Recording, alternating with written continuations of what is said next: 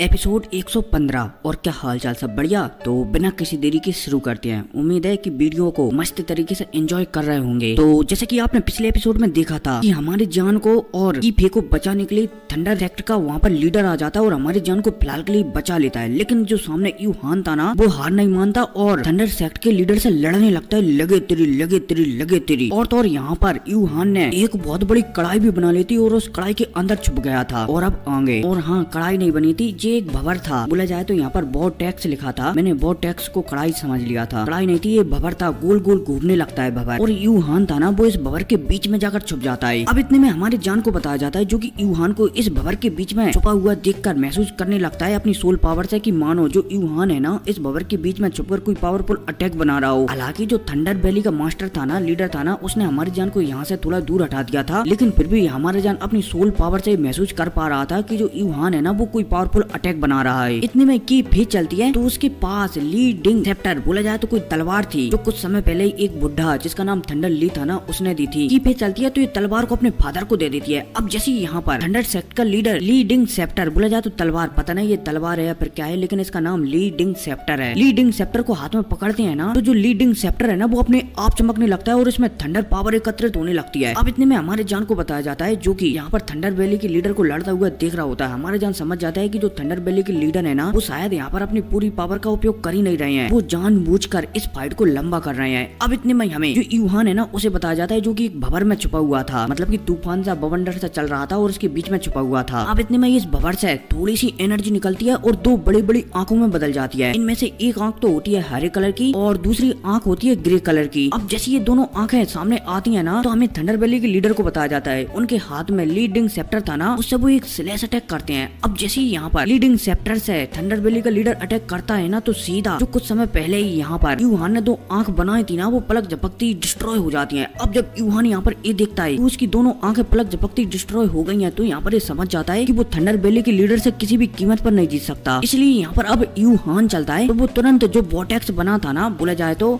भवंडर बना था ना, इसे गायब कर देता है और परछाई में गायब होकर यहाँ से भागने लगता है। अब जब थंडर वैली का लीडर यूहान को यहाँ से ऐसे भागता हुआ दिखता है ना, तो वो यूहान को भागने नहीं देता। थंडर वैली का लीडर चलता है तो यहाँ पर तुरंत अपने शरीर से जैसे होल ऑफ सोल के बंदे चेने निकालते हैं ना, वैसे ही चेने निकालता है।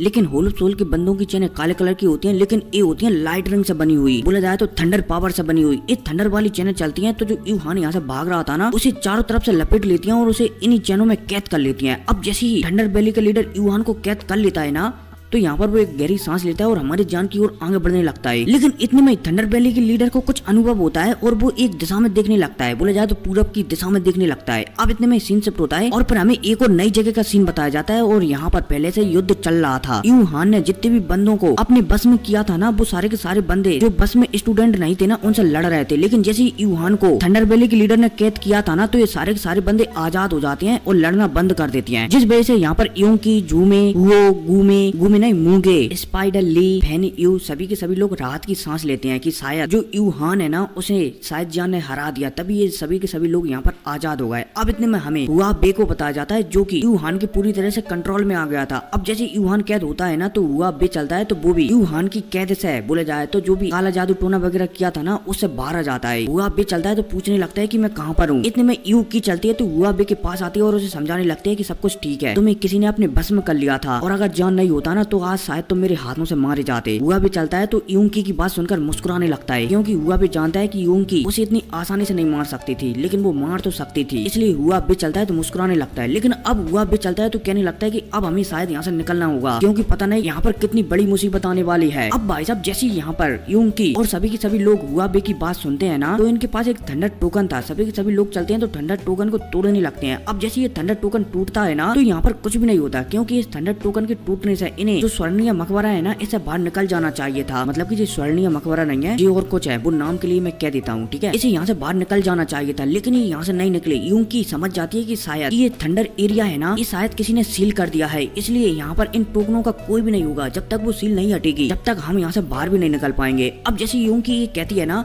तो सभी के सभी लोग यहाँ पर डरने लगते हैं कि अब क्या होगा। इतने में यूं की चलती है तो सभी को समझाने लगती है कि हमें डरने की जरूरत नहीं है, हमें सिर्फ अपने साथ रहना है। अगर हम एक साथ रहते हैं ना तो शायद हमारी बचने की उम्मीदें बढ़ जाएं। अब जैसे यूं की ये कहती है ना तो सभी के सभी लोग हाँ में सिर हिला देते हैं। अब यूं की है कहते ही सीन शिफ्ट होता है और दोबारा से हमारे जान वगैरह को बताया जाता है। जान और जो थंडर वैली का लीडर वो एक साइड में दिख ही रहे होते हैं। तभी यहाँ पर जो थंडर वैली में एक बुड्ढा है ना जो कि जासूस है हुन क्लैन का या फिर किसी और क्लैन का, वो आता है यहाँ पर। अब जैसे यहाँ पर ये आता है ना तो ये सबसे पहले तो नियम कायदा के हिसाब से जो थंडर वैली का लीडर है ना उसे प्रणाम वगैरह करने लगता है कि लीडर मैं आपकी यहाँ पर मदद करने के लिए आ गया। थंडर वैली का लीडर चलता है तो वो भी हमें सिर हिला देता है कि ठीक है। अब यहाँ पर थंडर वैली का लीडर चलता है तो उसके हाथ में एक तलवार थी ना जो की फेंकी थी। थंडर वैली का लीडर चलता है तो इस बुड्ढे को ये वाली तलवार बताने लगता है। पता नहीं ये तलवार है फिर क्या है, लेकिन तलवार बताने लगता है और इस तलवार का नाम है ली डिंग सेप्टर। अब जैसे ये बुढ़ा ये देखता है कि थंडर वैली का लीडर स्वयं ये तलवार उसके हाथों में दे रहा है तो ये बुढ़ा बहुत ही ज्यादा खुश हो जाता है और ली डिंग सेप्टर को तुरंत हाथों में ले लेता है। अब भाई साहब जैसे ली डिंग सेप्टर इसके हाथों में आती है ना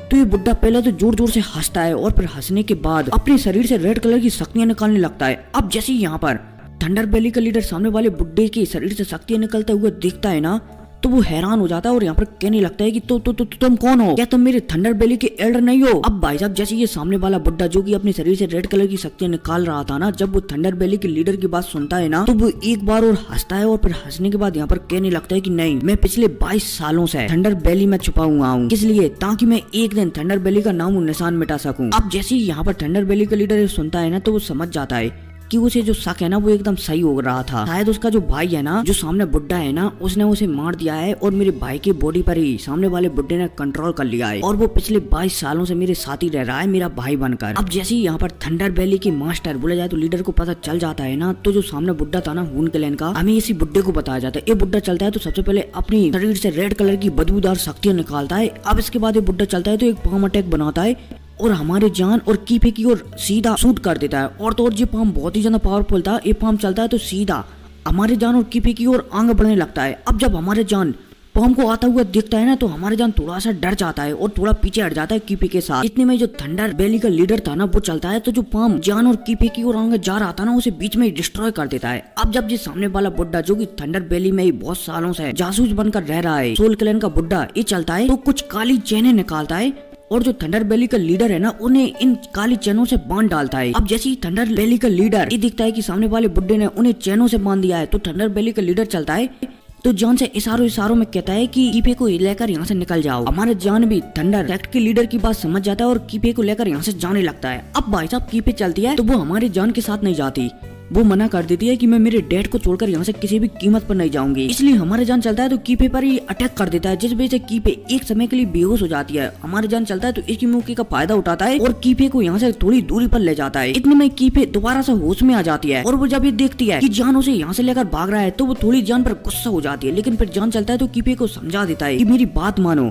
तुम्हारे फादर के कुछ प्लान हैं इसलिए वे स्वयं इस बंदे के हाथों में कैद हो रहे हैं और मेरा यकीन मानो उन्हें कुछ भी नहीं होगा। अब भाई साहब जैसे ही कीपे जान की बात सुनती है ना तो वो हमें से रिला देती कि ठीक है मैं तुम पर विश्वास करने के लिए तैयार हूँ। इसलिए अब कीपे और हमारे जान चलते हैं तो यहाँ से निकलने लगते हैं। अब भाई साहब हमारे जान और कीपे यहाँ से निकलने वाले होते हैं तभी जो बुड्ढा था ना जो की थंडर वैली में पिछले 22 सालों से रह रहा था, वो जब ये देखता है की कीपे और जान यहाँ से भाग रहे हैं तो वो थोड़ा सा गुस्सा हो जाता है। हालांकि वो उन्हें पकड़ने के लिए नहीं जा सकता था क्योंकि जो थंडर वैली का लीडर है ना फिलहाल के लिए वो चैनों को पकड़ा हुआ है ताकि थंडर वैली का जो लीडर है ना वो आजाद ना हो सके। इसलिए यहाँ पर ये बुड्ढा हमारे जान और कीपे को पकड़ने के लिए नहीं जा सकता था। अब भाई साहब ये बुड्ढा चलता है तो इसे भी गुस्सा आ जाता है। ये बुड्ढा चलता है तो सीधा एक क्रॉसबो अटैक हमारे जान की ओर चला देता है। हालांकि ये बुड्ढा फिर भी नहीं मानता। ये बुड्ढा चलता है तो क्रॉसबो अटैक चलाने के बाद एक और शॉर्ट अटैक हमारी जान की ओर शूट कर देता है। अब इतने में हमारे जान को बताया जाता है जो की कीपे के साथ यहाँ से भाग रहा होता है। अब इतने में हमारे जान महसूस कर लेता है की उसके पीछे से कोई अटैक आ रहा है। इसलिए हमारा जान चलता है तो तुरंत कीपे को अपने पीछे छुपा लेता है और सीधा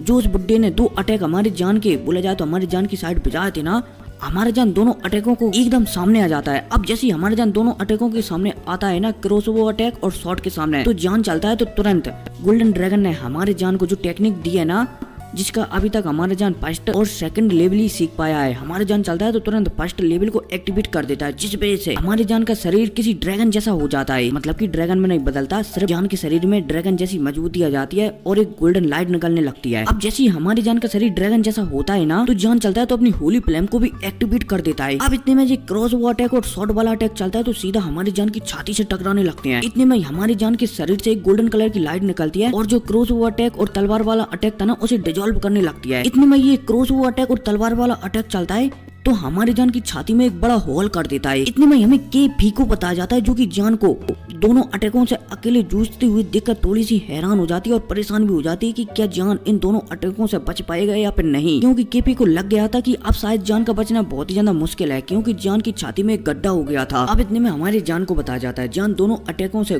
जूझ ही रहा होता है, तभी जान चलता है तो यहाँ पर स्पेस फॉर्मेशन का इस्तेमाल कर देता है। जान चलता है तो कीपे के साथ इस स्पेस फॉर्मेशन के जरिए यहाँ से 9 to 11 बोला जाए तो भाग जाता है। अब भाई साहब जैसे यहाँ से जान गायब होता है ना, तो हमें इसी जासूस वाले बुड्ढे को बताया जाता है, जो कि प्रसन्न हो रहा होता है। इसे पता लग जाता है कि वो लड़का है ना जो यहाँ से भागा है, वो किसी भी कीमत पर नहीं बचने वाला, क्योंकि नंबर 1 वो बहुत ही ज्यादा कमजोर है, सिर्फ डाउ जियान के 2 स्टार के हाई लेवल पर। इसके अलावा मेरा क्रॉसओवर वाला अटैक और शॉट वाला अटैक है ना, वो बहुत ही ज्यादा पावरफुल है, इसलिए उस लड़के का को मरना एकदम कन्फर्म है। अब भाई साहब ये सोचकर ये बुड्ढा खुश होने लगता है। अब इतने में सीन शिफ्ट होता है और हमारी जान को बताया जाता है, जो कि पोर्टल के थ्रू कहीं पर ट्रैवल कर रहा होता है। अब भाई साहब हमारा जान ट्रैवल कर ही रहा होता है, तभी हमारी जान का जो चेहरा था ना, वो अभी तक दर्द में था, वो दोबारा से वैसा का वैसा होने लगता है। और तो और हमारे जान की छाती पर जो घाव हो गया था ना, गड्ढा हो गया था ना, वो भी एकदम वैसा का वैसा हो जाता है और ब्लड वगैरह भी गायब हो जाता है। अब भाई साहब जब कीपे हमारी जान को इतनी आसानी से हील होता हुआ देखती है ना, और उसके शरीर में हमारी जान के शरीर में पहले जितनी शक्तियां है ना, बेसिक बेसिक शक्तियां देखती है ना, तो कीपे हैरान हो जाती है और जान से पूछने लगती है कि क्या हुआ। हमारा जान चलता है तो कीपे को बता देता है कि वहाँ पर सिर्फ मैं एक्टिंग कर रहा था,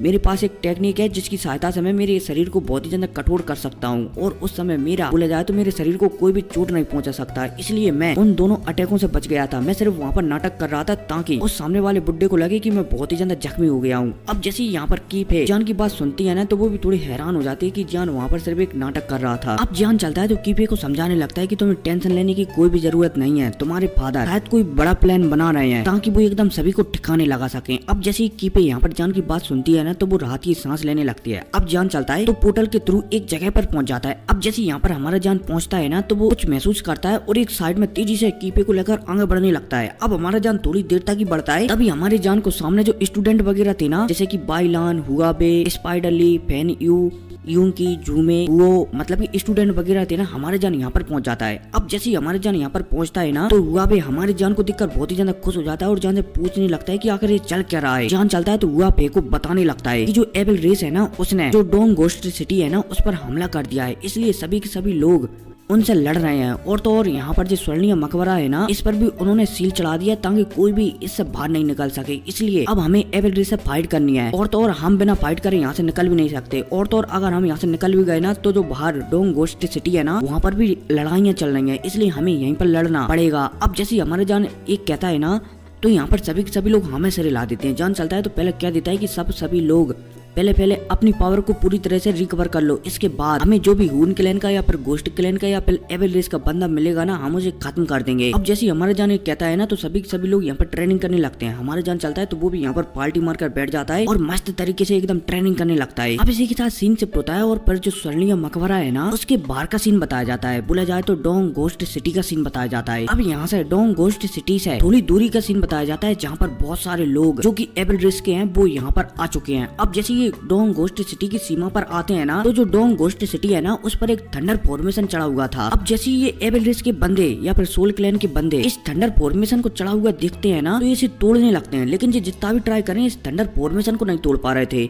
इतने में हमें इन एवेल रेसों में से एक बंदे को बताया जाता है। एक बंदा चलता है तो ये आगे आता है। इतने में इस बंदे के पास एक और बंदा आता है और कहने लगता है कि सर, इस फॉर्मेशन को तोड़ना बहुत ही ज्यादा मुश्किल है, क्या आप इसे तोड़ पाओगे? अब जैसे ये बंदा सामने वाले बंदे की बात सुनता है ना, तो वो मुस्कुराने लगता है और कहने लगता है कि क्या बकवास है, तुम्हें पता है ना कि जो मेरा टीचर है उसने थंडर सेक्ट के लीडर को भी पकड़ लिया, तो भला एक फॉर्मेशन किस खेत की मूली है। अब यहाँ पर एक बंदा चलता है तो इस फॉर्मेशन को पलक झपकते ही डिजॉल्व बोला जाए तो तोड़ देता है। अब जैसे ये फॉर्मेशन टूटता है ना तो ये सभी के सभी सोल क्लैन के हून क्लैन के बंदे चलते हैं तो आगे बढ़ने लगते हैं और सिटी में घुस जाते हैं। अब इतने में हमें सिटी में बताया जाता है जहाँ पर बोला जाए तो इस सिटी में 1 लाख लोग के करीब रहते थे और तो यहाँ पर जो हून क्लैन के बंदे आए हुए थे ना वो इन्हीं 1 लाख सोलों को पकड़ने के लिए आए थे। अब इतने में हमें इस सिटी में जो 8 मेजर क्लैन रहते हैं ना, जैसे कि यूकी का जो क्लैन है ना वो एल्पिनिस्ट क्लैन है तो उसमें भी एक पावरफुल बंदा होगा। हुआ बे का जो क्लैन है ना वो भी एक पावरफुल क्लैन है तो उसके फादर है ना वो भी इसी सिटी में रहते हैं तो वो भी होंगे। बोला जाए तो इस सिटी में टोटल 8 क्लैन रहते हैं। अब जी जब 8 क्लैनों के लीडर को ये पता चलता है कि डोंग घोस्ट सिटी में बहुत ही बड़ी मुसीबत आ चुकी है तो ये 8 क्लैनों को पावरफुल लीडर चलते हैं तो एकत्रित हो जाते हैं और सामने एविल रेस के बंदे है ना उनसे लड़ने लगते हैं, लगे तेरी और चारों तरफ एकदम युद्ध छिड़ जाता है। अब इतने में हमें 8 क्लैनों के लीडरों को बताया जाता है जो कि सामने जो एविल रेस का बंदा था ना उसके सामने खड़े हुए होते हैं। अब जो एविल रेस का बंदा चलता है तो इन 8 लीडरों को देखकर मुस्कुराने लगता है और फिर मुस्कुराने के बाद इनसे कहने लगता है कि तुम मेरे सामने सिर्फ चींटी के समान हो,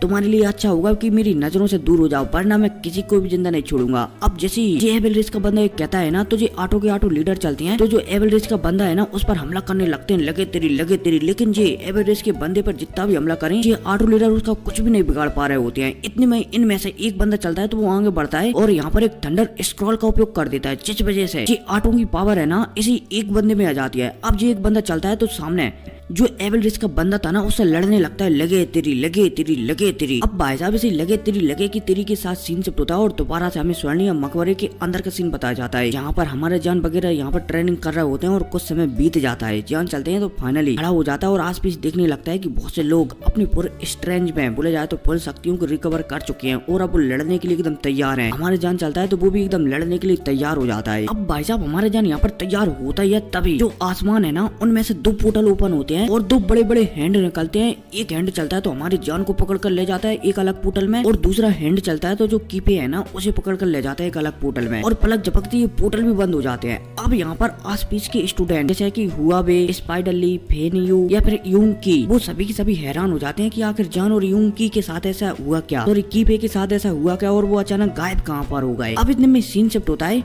और जो थंडर वैली का लीडर है ना हमें उसे बताया जाता है जिसे कि जो बुड्ढा था ना जो थंडर वैली में जासूस बनकर रह रहा था वो गुलाम बनाया हुआ था। अब जो जासूस वाला बुड्ढा चलता है तो जो थंडर वैली का लीडर है ना उन्हें कैद कर लेता है और अपनी स्टोर से अंगूठी में रख लेता है। अब इसी के साथ सीन शिफ्ट होता है और दोबारा से हमें बाहर का सीन बताया जाता है जहाँ पर चारों तरफ लगे तेरी चल रही होती हैं और बहुत सारे लोग लगातार मारे जा रहे होते हैं। अब यहाँ पर सब कुछ ऐसा चली रहा होता है और लगातार ब्लड की नदियां बह रही होती हैं। तभी जो डोंग घोस्ट सिटी है ना वहाँ पर एक साथ 4 बंदे प्रकट होते हैं जो कि एविल रेस के ओर से आए थे। अब जैसे ये चारों बंदे प्रकट होते हैं ना तो जो सामने डोंग घोस्ट सिटी है ना थंडर सेक्ट के कुछ लोग भी सामने प्रकट हो जाते हैं और ये लोग थे डुआन फैन और एक बंदा और था जो कि थंडर वैली की ओर से था। अब ये तीनों के तीनों बंदे यहाँ पर डोंग घोस्ट सिटी की रक्षा करने के लिए मतलब कि जो मेन सिटी है ना उसकी रक्षा करने के लिए जो एविल रेस की ओर से 4 बंदे आए थे ना जो कि डाउजियान के 4 स्टार पर थे उनके सामने खड़े हो जाते हैं। अब जो थंडर क्लैन की ओर से बंदे थे ना वो 3 थे और एविल रेस से जो बंदे थे ना वो 4 थे। इसलिए अब जब इनके बीच फाइट होने लगती है ना तो यहाँ पर कहीं ना कहीं थंडर सेक्टर के जो 3 बंदे थे ना वो हारने लगते हैं। इतने में सीन शिफ्ट होता है और जो डोंग घोस्ट सिटी है ना मतलब कि डोंग घोस्ट सिटी बहुत ही दूर तक फैली हुई है और इसी सिटी के कोने कचारों में 8 क्लैन है ना जो कि एकजुट होकर एविल रेस की ओर से एक बंदा आया है डाउजियान के 5 स्टार का उसे संभाल रहे हैं उसे बताया जाता है। हम इनमें से एक बंदे का नाम था तान चैन 8 क्लैनों के लीडरों में से एक लीडर का और जो तानचैन था ना ये 8 लीडरों की पावर को लेकर मतलब कि 7 लीडरों की पावर लेकर अपने को 5 स्टार डाउजियान तक पहुंचा दिया था और जो एविल रेस का बंदा था ना उससे फाइट कर रहा था लगे तेरी लेकिन काफी समय तक फाइट होने के बाद भी कुछ भी परिणाम नहीं निकलता। इसलिए जो तानचैन है ना धीरे धीरे उसकी पावर घटने लगती है क्योंकि तानचैन है ना वो डाउजियान के 4 स्टार पर ही है। वो इन 7 लीडरों की पावर लेकर डाउजियान के 5 स्टार पर पहुंचा एक टेक्निक की सहायता से। इसलिए वो समझ जाता है कि अब उसका हारना एकदम पक्का है। इसलिए यहाँ पर अब तानचैन चलता है तो एक लास्ट दाव खेलने लगता है कि अगर मैं हार भी जाऊँ ना तो सामने वाले बंदे को तो जख्मी कर ही जाऊंगा। इसलिए अब तानचैन चलता है तो सारे लोगों को और भी ज्यादा पावर लेता है और एक बहुत ही विशाल डाउकी का प्लर बनाता है जो कि बहुत ही ज्यादा तगड़ा था और जो सामने एविल रेस का बंदा था ना उसकी ओर शूट कर देता है। अब जब एविल रेस का बंदा ये देखता है कि एक बहुत ही पावरफुल अटैक उसकी ओर आ रहा है तो जो एविल रेस का बंदा है ना बहुत देर से तानचैन के अटैकों को सिर्फ डॉच ही कर रहा था। इसलिए अब यहाँ पर एविल रेस का बंदा चलता है तो इस अटैक को डॉच नहीं करता बल्कि यहाँ पर बहुत सारी आत्माओं को निकालता है और सोल सन का उपयोग कर देता है, मतलब कि एक सूरज टाइप का बना देता है और जो सूरज टाइप का चलता है तो सीधा, और हाँ जो सूरज बनाया है ना इसने आत्माओं से बनाया है सूरज। ये सूरज चलता है तो सीधा जो सामने से डाउकी का प्लर आ रहा था ना 8 बंदों की डाउकी मिलाकर उसके ऊपर कर देता है। अब जैसे दोनों अटैक आपस में टकराते हैं ना तो एक बहुत ही तगड़ा धमाका होता है भड़ाम, लेकिन हमें नहीं बताया गया है कि इस धमाके के बाद क्या होता है, लेकिन इतने में सीन शिफ्ट होता है और पर हमारे जान को बताया जाता है जिसे कि एक बंदे ने कैद कर स्टोरेज अंगूठी में रख लिया है, और जो बंदा वही बुढ़ा होता है जो बहुत सालों से थंडर वैली में जासूस बनकर रह रहा है। अब जैसे ये बुड्ढा हमारे जान को कैद करता है ना एक अंगूठी में, तो हमारे जान की मुलाकात थंडर सेक्ट का जो लीडर है ना उससे भी हो जाती है, क्योंकि इसी अंगूठी में इसी बुड्ढे ने थंडर सेक्ट के लीडर को भी कैद कर रखा है। अब जैसे हमारा जान यहाँ पर थंडर सेक्ट के लीडर को देखता है ना तो वो थंडर सेक्ट के लीडर को बताने लगता है कि जो केफे है ना, जो यहाँ पर स्वर्णीय मकबरे के अंदर जो गार्ड है वो फिलहाल के लिए केपे को बचा कर ले गए हैं। अब मुझे पता नहीं कि वो कहाँ पर ले गए हैं। अब जैसे थंडर वैली का लीडर जान की बात सुनता है ना तो वो हमें सिर ला देता है। थंडर वैली का लीडर चलता है तो कहने लगता है कि मैं जानबूझकर इस बुड्ढे के हाथों में आया हूँ ताकि ये बुड्ढा जहाँ पर भी मुझे ले जाए ना, और वहाँ पर मुझे लगा कि हाँ जिनकी अब जितनी भी फोर्सेज है वो एकत्रित हो गई है, उस समय मैं इस बुड्ढे पर हमला कर दूंगा और इसे एक ही बार में निपटा डालूंगा। हालांकि वहाँ पर और भी डाउ जान लेवल के बंदे होंगे लेकिन मैं सबको निपटा डालूंगा। अब जैसे ही हमारा जान यहाँ पर थंडर सेक्ट के लीडर की बात सुनता है ना तो वो हमें सिर हिला देता है कि अच्छा तो आपका ये प्लान है। अब भाई साहब ये दोनों आपस में ऐसी बात करते रहते हैं, थंडर वैली के लीडर और हमारा जान, और इसी के साथ सीन से बताया जाता है और फिर दोबारा से स्वर्णीय मकबरे के बाहर का सीन बताया जाता है जहाँ पर सब कुछ एकदम ब्लड के रूप में कन्वर्ट हो रहा था। इतनी में जो तान चैन और जो एक और बंदा था ना एविल रेस की और से डाउ जान की 5 स्टार वाला, उनके बीच की फाइट को बताया जाता है। उन्होंने एक अटैक आपस में टकराए थे ना, उस अटैक को बताया जाता है जो की लगातार एक दूसरे से टकरा रहे होते हैं और धमाके पर धमाके हो रहे होते हैं, लेकिन कोई भी अटैक जीत नहीं रहा होता है। अब इतने में हमें तान चैन को बताया जाता है। तान चैन चलता है तो वो समझ जाता है कि अगर ये अटैक हारा ना तो शायद उसका जो क्लैन या फिर यहाँ पर जितने भी बंदे हैं ना क्लैनों के वो सारे के सारे मारे जाएंगे, इसलिए अब तान चैन चलता है तो अपने आप को सैक्रिफाइस करने लगता है। साथ ही साथ नीचे जितने भी बंदे हैं ना उन्हें भी यहाँ से हटाने लगता है ताकि उसके सैक्रिफाइस होने की वजह से यहाँ पर कोई भी न मारा जाए, सिर्फ सामने जो बंदा है ना डाउ जान के 5 स्टार वाला वो यहाँ से या तो मारा जाए या फिर नहीं बहुत ही ज्यादा जख्मी होकर भाग जाए। इसलिए यहाँ पर तानचन चलता है तो अपने आप को सैक्रिफाइस करने लगता है। अब भाई साहब जैसे ही तानचन यहाँ पर अपने आप को सैक्रिफाइस करता है ना तो उसकी जो आत्मा है ना उसे भी वो सैक्रिफाइस करने लगता है, जिस वजह से तानचन सैक्रिफाइस करने वाला होता है। तभी यहाँ पर थोड़ी दूरी पर एक पोर्टल ओपन होता है और उस पोर्टल से एक बंदा बाहर निकल कर आता है। अब जैसे ये बुड्ढा बाहर निकल कर आता है ना तो जो तानचन अपने आप को ब्लास्ट कर रहा था ना वो तानचन को ब्लास्ट होने से रोक लेता है, और जो सामने बंदा लड़ रहा था ना तानचैन से उससे कहने लगता है कि तुम्हें क्या कर रहे हो, तुम्हें पता है ना ये डाउडी ग्रेड का 5 स्टार वाला एल्पनिस्ट है और इसकी सोल है ना वो बहुत ही ज्यादा स्ट्रॉन्ग है और मुझे इसकी सोल चाहिए किसी भी कीमत पर, और तुम इसकी सोल को नष्ट करवा रहे हो। अब भाई साहब जैसे ये बुड्ढा एक कहता है ना तो जो सामने बंदा लड़ रहा था ना तानचैन से वो इस बुड्ढे को पहचान लेता है और कहने लगता है कि सीनियर गार्ड आप तो स्वर्णीय मकबरे के अंदर गए थे, आप भला यहाँ पर क्यों आ गए। अब जैसे ये सामने वाला बंदा डाउ जान के 5 स्टार वाला बंदा जो कि तानचैन से लड़ रहा था, यहाँ पर जो नया बंदा आया था उसे कहता है ना तो नया बंदा कहने लगता है कि मुझे थंडर सेक्ट के लीडर को पकड़ना था ना वो मैंने पकड़ लिया है उन्हें। अब इतने में हमें इसी बंदे को बताया जाता है जो कि और कोई नहीं बल्कि वही थंडर सेक्ट का जासूस होता है, बोला जाए तो वो सोल क्लैन का। अब जैसे ये सोल क्लैन का यहाँ पर बंदा आता है ना तो जो थंडर वैली की बॉडी वगैरह है ना जो कि चैनों से बंधी हुई है और वो बेहोश है, वो यहाँ पर सामने बताने लगता है कि इसे तो मैंने कैद कर लिया है। साथ ही साथ ये बुड्ढा चलता है तो हमारी जान की बॉडी को भी बताने लगता है कि इस लड़के को भी मैंने कैद कर लिया है। अब भाई साहब ये बुड्ढा हमारे जान और थंडर वैली की लीडर की बॉडी को बाहर ही निकालता है। तभी जो थंडर वैली का लीडर था ना जो इस बुड्ढे ने चैनों में बांध कर रखा हुआ था, थंडर वैली का लीडर चलता है तो इन्हें चैनों को तोड़कर आजाद हो जाता है। सबसे पहले तो इस बुड्ढे की ओर थंडर वैली का लीडर दिखता है और मुस्कुराने लगता है और इस बुड्ढे से कहने लगता है कि तुझे क्या लगता है कि तू मुझे इतनी आसानी से कैद कर सकता है और मेरे इतने सारे लोगों को आसानी से मार सकता है, कभी नहीं। अब भाई साहब यह कहती है थंडर सेक्ट का लीडर चलता है तो ये जान को भी आजाद कर देता है चैनों में से, साथ ही साथ पूरी तरह से ये भी आजाद हो जाता है। अब जैसे थंडर सेक्ट का लीडर आजाद होता है ना तो सबसे पहले तो ये अपने शरीर पर थंडर आर्मर चढ़ा लेता है, साथ ही साथ अपनी ओरा को भी रिलीज करता है, जिस वजह से यहाँ पर एबिर क्लैन के या फिर सोल क्लैन के जितने भी बंदे थे ना डाउ जान के 2 स्टार से नीचे नीचे वो सारे के सारे बंदे मारे जाते हैं, जिस वजह से यहाँ पर एबिर क्लैन को बहुत ही बड़ा झटका लग जाता है, मतलब कि सोल क्लैन को बहुत ही बड़ा झटका लग जाता है और जितने भी कमजोर बंदे हैं ना वो थोड़ा थोड़ा पीछे हट जाते हैं। अब इतने में हमें आस पास के लोगों को बताया जाता है, मतलब की डोंग गोस्ट सिटी में जो कोने कचारे पर युद्ध चल रहा था ना, फिलहाल के लिए हमारे जान और थंडर वैली का लीडर वहीं पर प्रकट हुए हैं। ठीक है, आस पास के लोगों को बताया जाता है,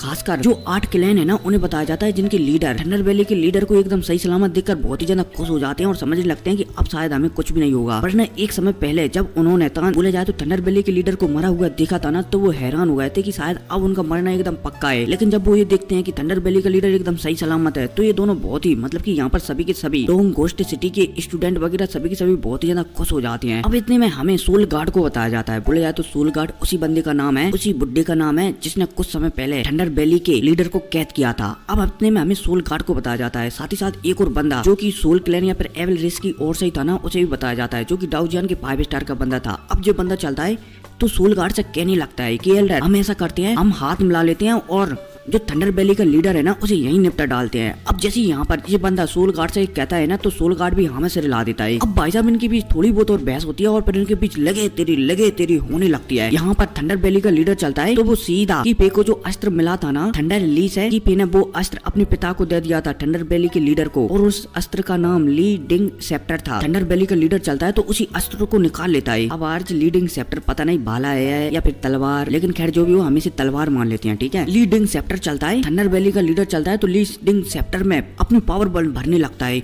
जिस वजह से लीडिंग सेप्टर एक बल्ब की तरह चमकने लगता है। ऐसा लगने लगता है कि मानो थोर के हाथ में जैसे वो हैमर रहता है ना हथौड़ा, वैसे ही लग रहा हो। अब इनके बीच लगे तेरी होने लगती है। अब इतने में हमें थंडर वैली के लीडर को बताया जाता है, जिसके एक हाथ में तो वो तलवार था लीडिंग सेप्टर और दूसरे हाथ में एक आप सील मान सकते हो। इसके अलावा जो थंडर वैली का जो कवच था ना वो भी बहुत ही ज्यादा स्ट्रॉन्ग था। इसके अलावा जो थंडर वैली के लीडर के पास जो तीनों अस्त्र थे ना, लीडिंग सेप्टर और जो दूसरे हाथ में डिफेंस के लिए एक कवच और इसके अलावा उनके शरीर पर एक कवच चढ़ा हुआ है ना, वो तीनों के तीनों बहुत ही ज्यादा हाई क्वालिटी के थे। इसके अलावा जो थंडर वैली का लीडर है ना वो अस्त्र शस्त्र बनाने में बहुत ही ज्यादा प्रचलित था, इसलिए उसे पता था कि कौन सा अस्त्र किस तरीके से काम करता है और सामने वाले अटैक को किस तरीके से रोका जाता है। इसलिए इसी चीज का फायदा उठाकर, बोला जाए तो अनुभवों का फायदा उठाकर थंडर वैली का लीडर चलता है तो दोनों को कूटने लगता है लगे तेरी, जिस वजह से जो सोल गार्ड और जो एक और बंदा था ना डाउजियन के 5 स्टार वाला, ये दोनों के दोनों धीरे धीरे समझने लगते हैं कि अगर ऐसा ही चलता रहा ना तो थंडर वैली का लीडर उन्हें बुरी तरह से कूटेगा और एंड में या तो मार डालेगा या फिर कैद कर रख लेगा। इसलिए अब यहाँ पर जो सोल गार्ड था ना, बोला जाए तो वही बंदा जो बहुत समय से थंडर वैली में जासूस बनकर रह रहा है, सोल गार्ड, ये चलता है तो यहाँ पर एक अटैक का उपयोग करने लगता है और इस अटैक का नाम होता है वेपेटिज्म फायर।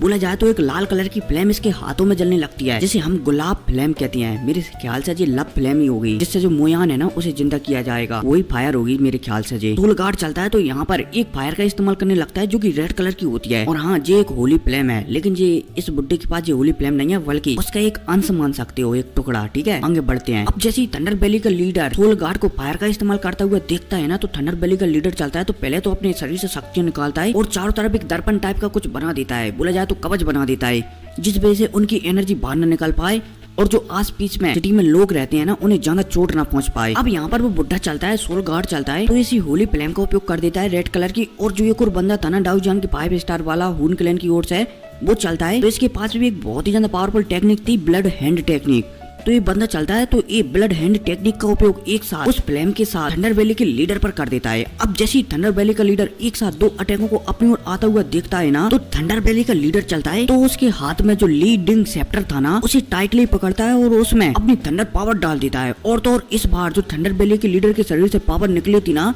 वो सफेद कलर की नहीं बल्कि हरे कलर की होती है, इसलिए जो लीडिंग सेप्टर है ना ये भी हरे कलर का चमकने लगता है। अब यहाँ पर थंडर वैली का लीडर चलता है तो लीडिंग सेप्टर से एक स्लैश अटैक, जो दोनों अटैक आ रहे थे ना, वो गुलाब वाला अटैक, बोला जाए तो गुलाब की फ्लेम वाला अटैक और ब्लड हैंड अटैक, दोनों अटैकों के ऊपर कर देता है। अब जैसे ही यहाँ पर ये तीनों अटैक आपस में टकराते हैं ना, तो हमारा जान होशियार था, वो पलक झपकती यहाँ से बहुत ही दूर प्रकट हो जाता है। अब भाई साहब हमारे जान को भागते हुए देखकर यहाँ पर जो 8 क्लैनों के लीडर थे ना, जैसे कि आइस क्लैन, ईस्ट क्लैन, एल्पिनेट एसोसिएशन, नीलामी होल का लीडर, मतलब कि वो यहाँ से जान के पीछे पीछे बहुत ही दूर भाग जाते हैं। अब इतने में हमारे जान को बताया जाता है, जो कि दूर से बोला जाए तो यहाँ से बहुत दूर जाकर इस फाइट को देख रहा होता है। अब जैसे ये तीनों अटैक आपस में टकराते हैं ना, तो एक धमाका होता है बहुत ही ज्यादा तगड़ा, ब्राम, और चारों तरफ एकदम शक्तियों की बेबे फैल जाती है। जान समझ जाता है कि अगर वो वहाँ पर होता ना तो मारा नहीं जाता तो कम से कम बहुत ज्यादा जख्मी हो जाता। अच्छा रहा वो यहाँ पर भाग आया। अब जैसे ये धमाका होता है ना और धमाके का धुआं छटता है, तो हमें थंडर वैली के लीडर को बताया जाता है, जो कि एकदम चिल अंदाज में सामने यहीं पर खड़ा हुआ था। और तो और इस वीडियो पर 1000 लाइक और 300 कमेंट जल्दी से हो जाएं, ठीक है, 24 घंटों के अंदर अंदर, वरना पता चले कि भाई जिस दिन ये वीडियो में डाल रहा हूँ उस दिन जो वीडियो को रिकॉर्ड कर रहा हूँ वो भाई मैं चाहते हुए भी रिकॉर्ड ना कर पाऊँ। खैर कोई नहीं, मिलते हैं अगले वीडियो में, टेक केयर, बाय। और हाँ, चैनल को सब्सक्राइब कर लेना, तो टेक केयर।